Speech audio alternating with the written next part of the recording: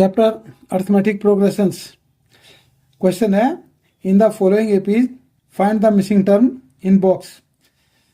First term given है -4, second, third, fourth, fifth term box में missing है और सिक्स टर्म है 6। सॉल्यूशन यहाँ पे A1 फर्स्ट टर्म गिवन है, फर्स्ट टर्म गिवन है A and that is equal to -4 है। सिक्स टर्म A6 गिवन है, A6 वैल्यू है 6। अब हम सबसे पहले कॉमन डिफरेंस D की वैल्यू फाइंड आउट करते हैं। तो उसके लिए क्या है कि nth टर्म का फॉर्मूला होता है an इज इक्वल टू होता है a plus n-1 into D. अब सिक्स टर्म A6 गिवन है, 6 गिवन है A6 के लिए हम a के लिए लिखेंगे -4 प्लस n की वैल्यू 6 है, 6 - 1 इंटू डी। -4 को लेफ्ट साइड ले जाते हैं तो ये हो गया 10 इज इक्वल टू 6 - 1 5 हो गया और d, तो d इज इक्वल टू आ गया हमारा 2। d की वैल्यू 2 आ गई।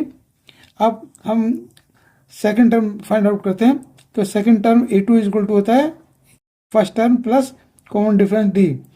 फर्स्ट टर्म है हमारा -4 प्लस d की वैल्यू है 2, तो ये वैल्यू आ गई, ये -4 + 2 इज इक्वल टू -2 आ गया, ये A2 की वैल्यू आ गई। अब A3 की वैल्यू निकालते हैं तो ये होता है a प्लस 2d,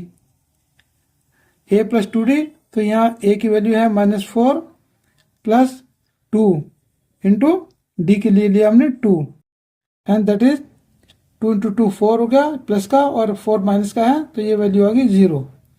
अब A4 फोर्थ टर्म है हमारा, ये वैल्यू होती है a प्लस 3d।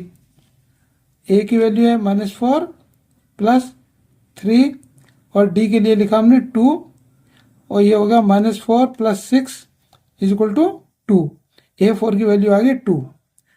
अब A5 की वैल्यू है a प्लस 4d। a की वैल्यू है -4 प्लस 4 और d के लिए लिखा हमने 2, तो दैट इज -4 प्लस 4 2 जा 8, तो ये वैल्यू आ गई -4 है, 8 प्लस का है, ये वैल्यू आई 4। बस A2 की वैल्यू -2, A3 की वैल्यू 0, A4 की वैल्यू 2 है, A5 की वैल्यू 4 है।